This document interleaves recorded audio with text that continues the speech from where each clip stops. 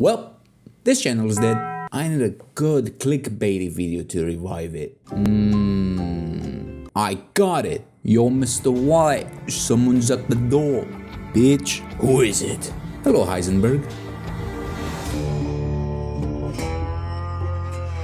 So you guys know that one mod that everyone's going crazy about?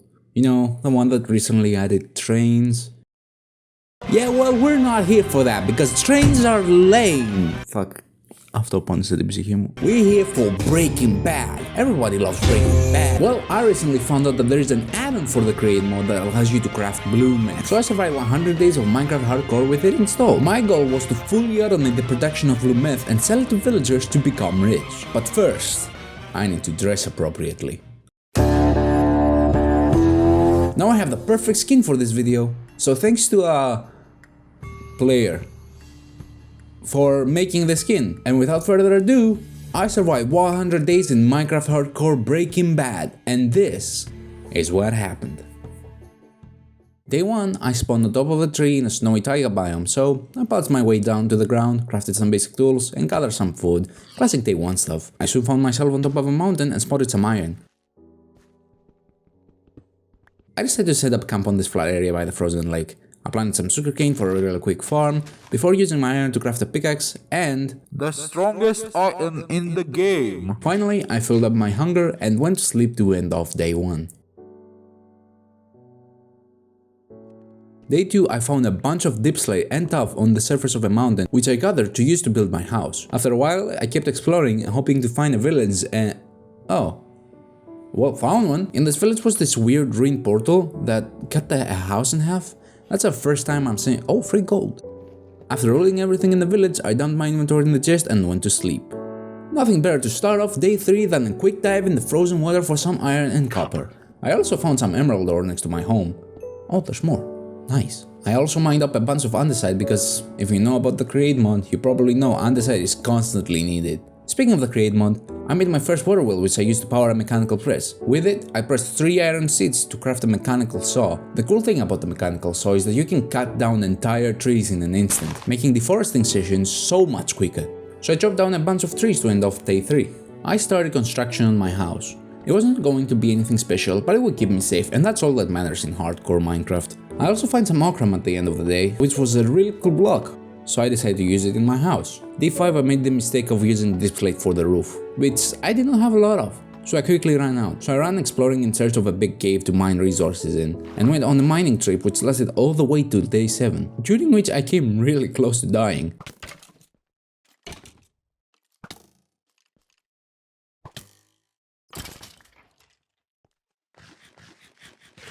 Mined a lot of ores down there, and even managed to find myself some diamonds.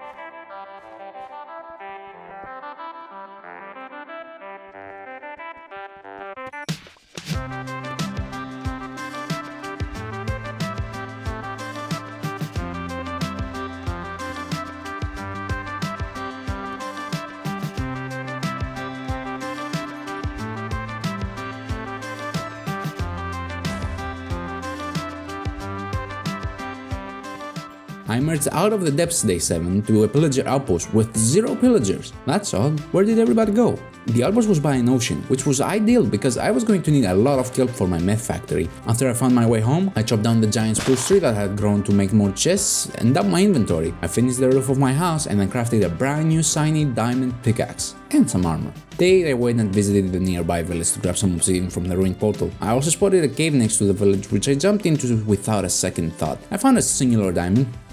I instantly ran outside. I went home and crafted a millstone to crush the saddles I found in the village for some leather. And the next day I found out that you can't use a millstone to get leather from leather armor, so the pieces I had in my chest were pretty much useless. If you haven't noticed by the enchantment table in my hotbar, my plan was to make a level 30 enchantment setup. So I expanded my sugarcane farm and went off on another adventure to get leather from cows. Day 10 I returned home and now had a total of 30 leather, but I needed 45. So I was preparing to go to the Nether and use hoglins to get the rest of the leather, since they were more common than cows, and also get a bunch of blaze burners for my factory. But first, I needed to upgrade my mechanical press.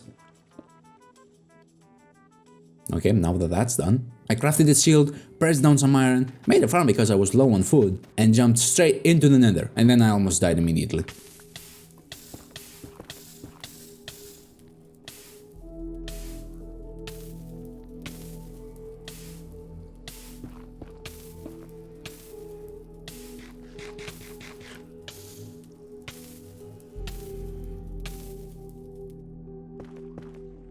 So after almost having a heart attack, I decided to immediately do it again.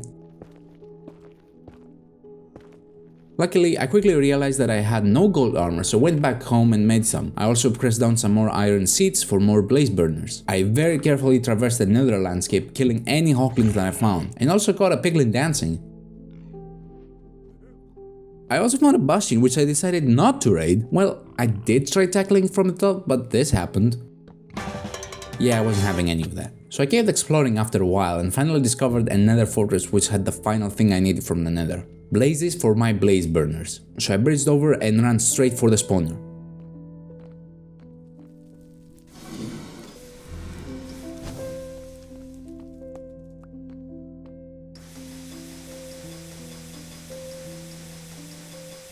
Well, now that that's over, I quickly ran out of the forest and started heading back for my portal. The coordinates of which I didn't save, so it took me quite some time to find my way back. Always save the codes of your portal, guys. I got really lost in the Nether and really regretted not saving them. I did at some point find the bastion, but I had no idea where to go from there, so I ended up digging through walls in hopes of finding one of my bridges, only to end up in an area which I had never seen before. Well, this doesn't trigger my anxiety at all. I even managed to get hot tourist destinations which I was definitely not planning to get at all in this video, but hey, we take those. Eventually I realized, hey, wait a minute, I'm recording a video, I can just go back and look at the footage and find my way.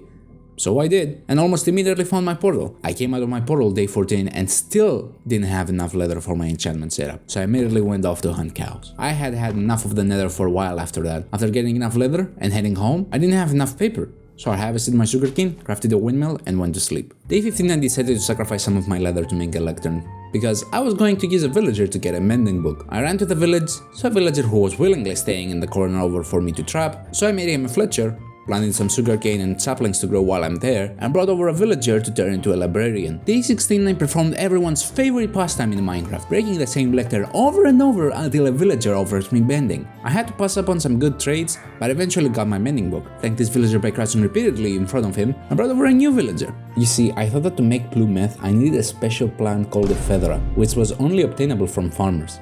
Spoiler alert, I actually never used the ephedra, so this whole process was a huge waste of time. I upgraded the farmer to level 3 to realize he didn't sell me ephedra, so I bought over a new one who also ended up not selling it. Day 17 I got a new villager who I couldn't level up because of his trades, so I bought it in my last villager, who also didn't sell any. I was getting pretty annoyed, so I checked the villager trades on GI and found out that it's actually a level 1 trade? I just got robbed of 2 whole Minecraft days. I better call Saul. I swiftly built a villager breeder, tossed the villager some bread, and got a baby on the other side of the lake and waited for it to grow up. Hey, post-recording putting here, so I realized I hadn't put a subscriber plug inside this video and it's kind of obligatory, so here's a graph. Please subscribe.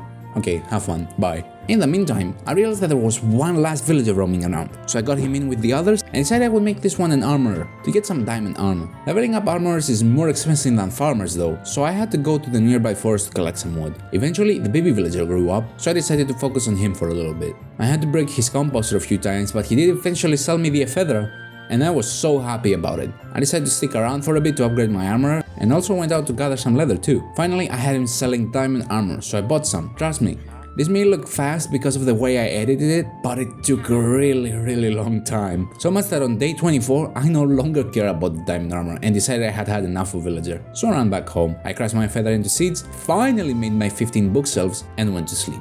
Day 25, I finally built my enchantment setup and immediately got Fortune 3 on my pickaxe. I was so excited that I went for a mining trip and gathered a lot of resources, and even some extra diamonds. It was day 27 when I turned back and used 3 of these diamonds to enchant a brand new pickaxe in order to max out the efficiency with efficiency 5 and get unbreaking 3 on my pickaxe. I worked a bit on my potato farm and made some rose quartz with my newly found redstone before going to bed. Day 28, I realized that I had gone through 1/4 of the challenge, having done almost no create mode stuff, so I decided to make a simple tree farm. However, that would require me to make super glue, which needs slime. Luckily for me, however, create adds a recipe for slime, which uses wheat flour and lime dye. But unluckily for me, I had no cactus to make green dye to begin with. But even luckier for me, Create lets you sometimes get green dye by placing plants in the millstone. So I began exploring until I found a flower forest. At first I thought I would need a tulip to get some lime dye, but then I found this village with a bunch of rose bushes, and I realized I could use these to get green dye and then craft it into lime dye. So I may have wasted some time, but at least I realized eventually. Unlike the villager trading. I'm still upset about that one, by the way. Day 29, I finally got the slime ball, so I started crafting the deployers and mechanical tools necessary for the tree farm. The deployers, however, required brass, so I had to make a quick mixer to cook up some brass using zinc and copper. Day 30, I made a pair of goggles to be able to see extra information about my contraptions on my screen, and an extra slime ball to be able to make super glue. I placed down the small windmill that would power my tree farm and added the deployers, as well as some chests for storage. First, I added in some dirt so the deployers would make a ring of dirt for the trees to grow on. I quickly ran out of dirt though, so I had to go digging. On day 31, I placed the deployers in their proper place and set the filter to only accept saplings. I then added the mechanical saws that would chop down the trees and let the farm run. I decided not to add an output for the machine so it would generate saplings and fill up the ring first, so I decided to decorate it instead. I also went to the nearby forest to get some saplings manually since the farm was kind of slow with the amount it currently had. And on day 32, I placed all the saplings inside of the machine and once I placed them down. It still wasn't enough, but I figured it'd be enough of a boost for now, so I went back to decorating. Day 33, I finished decorating the farm with this pattern of stone and deep slate bricks with a ring of spruce logs around the top. And I think it looks pretty cool. I crafted 2 portable storage interfaces and added an output to the farm. Now wood was not the only reason I made this farm. There are 5 Minecraft items I required to fully automate the production of blue meth. Apples, charcoal, potatoes, sugar, and water. This farm already checked 2 items off my list, so all I needed now was automated potatoes and sugar. As for water, well,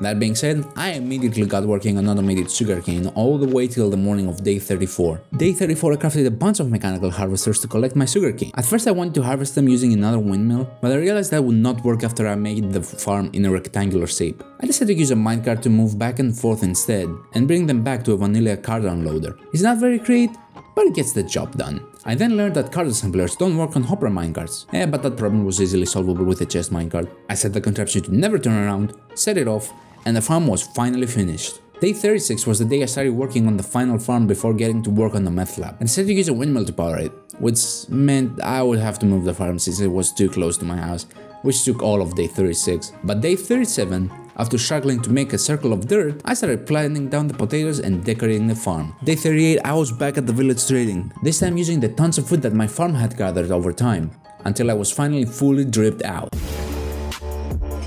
Then I went mining again since I felt safer than ever with my shiny diamond armor. Also, I found a big ship while I was looking for caves. That's really cool. You don't have to hear me ramble about my mining trip again. Here's the loot I found. Once I was back home on day 40, I enchanted my new pickaxe hoping to get silk touch. I didn't. Day 41, I tore down my old sugarcane farm since I no longer needed it and made a quick kelp farm. After that, I decided to make an ore processing setup to get XP cubes from all the ores that I had mined. For that, I needed crafting wheels, so I made the mechanical crafters required to make them. I didn't have enough stress capacity to run them, however, so I quickly crafted another 3 water wheels. Day 42, I made the pair of crafting wheels. They are a hard machine to power, however, so I decided to make a max power windmill for which I needed 2 stocks of sails, so I went around shearing sheep for the wool. By day 43, I had enough wool for the max power windmill. I needed more andesite alloys, however, so I went to gather some from the cave by the village, since I knew there was a lot there. I wasn't going to be lazy and make this windmill look ugly, however, so I spent all of night 43 building it up to look good. Day 44, I started working on my ore processing setup by hooking up the crafting wheels to the windmill, and crafted a few encased fans to wash out the ores, so I could get back the nuggets as well as some extra stuff on the side. I also made some filters to stop ores from passing through before being washed, and to short the nuggets from the extra clay, gunpowder, quartz, and redstone I was going to be collecting. I also hooked up a press to compact the nuggets into ingots automatically and finally let the machine run. I also sorted out the nuggets of experience into a different barrel so I could collect them and use them wherever I needed to. Day 45, I spent modifying the fans to run faster so they would wash away the ores better, almost drowning myself in the process.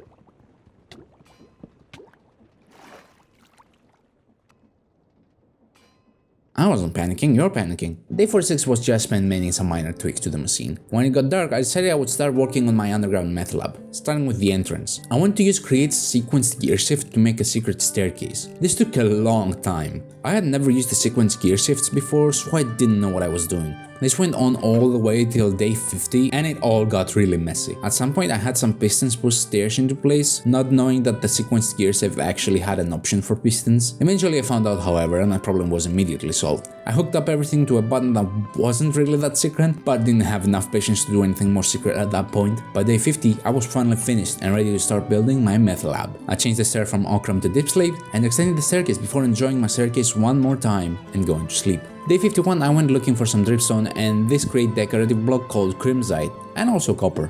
Lots and lots of copper. On day 52 I finally found some crimsite underground and gathered as much as I could carry before getting home at the start of day 53. Then I started digging out an area for my lab and made a small start on building the floor and walls. Day 54 I was using all of the XP my ore processor had gathered to enchant my equipment, and I was not settling for anything other than protection 4 on all of my armor pieces. I also made a bunch of raiders murder their friend.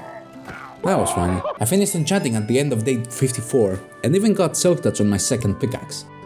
Finally. The next day I was back in the Nether looking to collect some glowstone to light up my lab. Came back home with a whole stack of it and started digging out an area in which I would produce the blue stuff. I made the floor out of cut copper and the walls out of crimsite pillars. I also wanted to use oxidized copper for the corners, so I spread around some blocks to oxidize. I also made a draft dripstone farm because I wanted to use the dripstone on a big lava farm. What I would need the lava farm for, you're asking? I would somehow need to power my lab and the windmill upstairs wouldn't be enough, so I decided to use a steam engine instead. 3 of them, actually. Steam engines are the strongest source of kinetic stress capacity, so this would definitely be enough to power my lab. It was actually more than enough. I didn't even use like 20% of my kinetic stress capacity at the end, but I made them anyway, because I think they're really cool. As you probably noticed, I also worked on the roof making it out of logs, except I stripped those logs and turned them into copper casings. See why I told you this building would need a lot of copper? I crafted a pair of copper and zinc catalysts and a pair of aluminosilicate catalysts, which luckily were items that were not consumed during the process of making meth. Aluminosilicate I could probably automate, but there is no way I could automate copper and zinc, at least to my knowledge, so I'm glad that they're not consumed. At the end of day 57, I crafted a bunch of vaults and fluid tanks to store all my chemicals in. I then realized that my dripstone farm wasn't working, and that's because I'm stupid. I forgot that the dripstone needs to be on a dripstone block for it to generate more. After fixing that problem,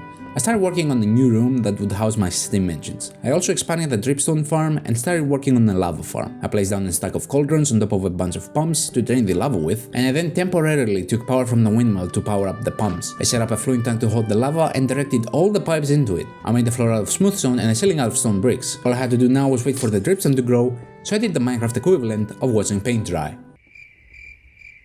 Day 64 I grabbed some lava from a nearby lake that I had spotted earlier and started placing it into the farm. This required a lot of back and forth between the lake and the farm, but by the end of the day I had it all filled in and I even placed some dripstone in the farm, so it was technically running now. Day 65 I began digging out an area for my steam engines. I actually crafted the engines, and for some reason, watched copper oxidize again. The next day I built the tanks for my engines, placed a lot of blaze burners underneath, and then started pumping water into the tanks. If you think these days are going by fast, they are not. Trust me, this is not me doing things and then going to watch copper oxidize to pass the time. I am currently trying to figure out how these engines work. This was my first time using steam engines, so this is why I'm making so little progress every day. Regardless, it was time to find a way to power the blaze burners. So I made precision mechanisms day 68 to craft a pair of mechanical arms to grab lava buckets and use it to heat up blaze burners. I made 2 parallel belts going opposite ways and then on a depot with a spout on top. The mechanical arms would grab the lava from the depots, use it to power a random blaze burner, and then place the empty bucket on the other belt so that the other arm could pick it up and the cycle repeated. So I placed the bucket on the belt and made sure it works correctly and went to sleep. Day 69. Nice. I made another precision mechanism for a rotational speed control because now that I had the best power source in the game, I would have no problem making it go fast. Day 70 I tore down my temporary dripstone farm since I had all the dripstone I would need and finished up filling my lava farm. I then placed down a bunch of buckets for my mechanical arms to use, and after my engines were running, I placed a stressometer to see how much of the stress capacity I was using up. Finally, I unhooked the windmill from the lab and went to sleep. Day 71 was a disastrous day. I had to fix my ore processor, which for some reason stopped working, and accidentally drained the water from my steam steam engine, so I had to hurry up and fill it back up before all of it was out of water. Luckily, I was near an ice lake, which meant I could easily stock up water sources and fix the problem really quickly. After that whole incident, I placed down a vault that would store all my meth and a bunch of fluid tanks for all my chemicals, which took up almost all of my copper. Now it was finally time to begin the meth cooking process. I crafted a pair of crushing wheels and a quick machine to sort out apples, logs, sticks and saplings from my tree farm, as well as burn any excess items. I brought a long line of shafts from the steam engine room to the other side of my lab to power all the bells, mixers, and the crushing wheels. And by the end of day 77, not only did I have cyanide pumping into this mechanical mixer, but I also had a small vault full of logs for later use. Then I made an infinite water source to pump water into the mixer and finally got my first chemical stored in one of the tanks, phenylacetic acid. Next step was to get potatoes down to the lab to be crafted into nitrogen. I used the same method I used for the tree farm to sort out potatoes and poisonous potatoes, and finally finished the room downstairs by adding the last bits of oxidized copper. Day 79, I realized I needed more blaze burners to heat up some of my mixers if I wanted to cook this meth, so it was back to the Nether for me, but this time I had no worries, since not only did I have full prot 4, but I also had feather falling 4. I made a quick run to the fortress, grabbed my blazes, actually having shipped my portal cords this time, and went home. Then I set up some mechanical crafters to craft potatoes into nitrogen, and immediately drop it into a heated basin. Well, it would be heated eventually. I built a pipe to pump ammonia out of the basin and into the nearby tank. Now, it was time to start producing oxygen and hydrogen, which was as simple as throwing a copper zinc catalyst in with some water and sorting the two liquids out. Day 83, it was time to get the last of the items I was farming, sugarcane, turn it to sugar and process it along with oxygen to make acetic anhydride. I hooked up a bunch of suits all the way down to the same level as my lab and placed down some belts to transfer the sugar. Speaking of sugar, I should probably crush the canes down, so I placed a simple millstone and gave it rotational force. Day 84, I ran out of andesite, so I went to the cave by the village to gather a bunch of andesite and diorite, since crafting diorite with cobblestone gives you twice as much andesite. The next day, using my already automatic acetic anhydride and phenylacetic acid, I managed to automate phenylacetone, which for some odd reason I could not pick up with a bucket, so I couldn't add a bucket as a filter to my smart pipe. I could however use a filter and use JI to place a bucket inside, which worked just fine. If you're the author of this mod, maybe look into fixing this bug. It's really weird and I don't understand why phenylacetone of all chemicals could not be placed into a bucket. Day 86, I crafted a pair of encased fans and used the logs I had stored up to turn into charcoal. Using two brass tunnels, I would split the charcoal to use some to create methanol and use some to power the blaze burners for some of my chemicals. On day 88, I made some precision mechanisms for the mechanical arms that would power the burners and hooked up all the bells so both of them would have enough coal to run constantly. On day 89, I built some pipes to have methanol be stored on the opposite side of the room, because for some reason I decided to place the mixer next to the ammonia fluid tank. Day 90. This is it, the final stretch. And with that, it was time to create the final ingredient before making blue meth, methylamine. I pumped ammonia and methanol into a mixer, powered it, threw in the aluminum silicate catalyst, and watched as methylamine was being made. Lastly, I stored it in the large tank next to it before going to sleep. Day 91, I started digging an area to finally cook up the blue meth and turn it into dust. First, I added a chute to filter out the tray to reuse and placed a press to actually crush the meth into dust. I placed a depot one block higher that would be used to actually fill up the tray with the blue stuff using a spout. I then used the weirdest way to get the tray up and around, and yes, I know I could use funds to push it up some chutes, but I was being lazy and didn't want to craft any more funds. So if it works, it works. Finally, I popped methylamine and phenylacetone into the last mixer and finally, after 91 days, picked up a bucket of the blue stuff. I pumped it up into the spout and had the press finally make some blue meth. There was one final touch I wanted to add to my factory before calling it finished though. I added 3 display boards, used the name tag I found in the mineshaft of the cave, and made it display on the boards blue methamphet...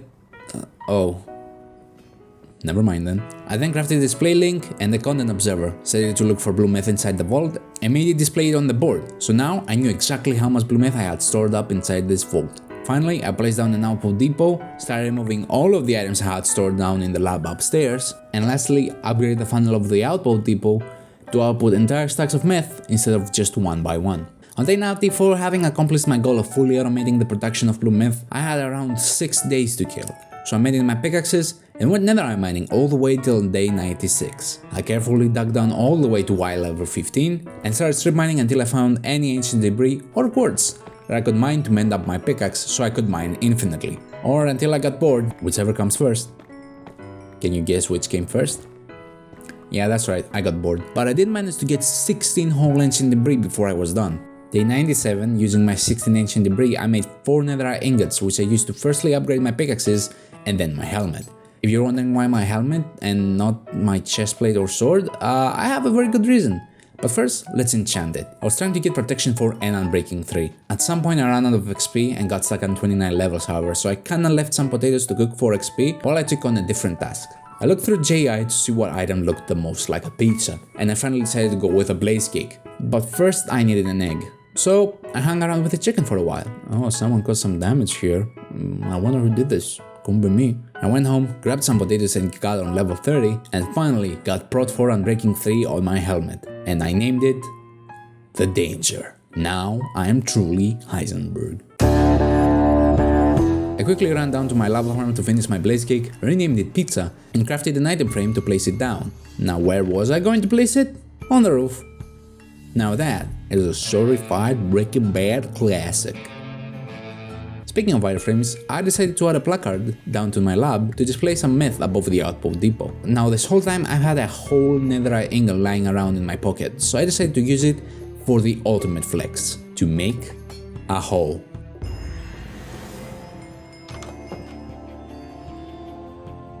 And as the sun set, I stood still for a moment and admired my base. With a good amount of render distance too. You probably noticed all the meth lying around in my inventory, and that's because it's finally time to sell it to the villagers and become rich. By the end of this, I will no longer be eating plain white bread. I will be eating like carrots made of gold or whatever. Oh wow, look at that. I spent days 98 and 99 upgrading all my villagers and selling meth. I also decided to use the trapped coal bell added by the mod to blow up something. Or someone. I never liked this villager, so I bodied him to where no one could see him and hooked up the TNT to a coal bell.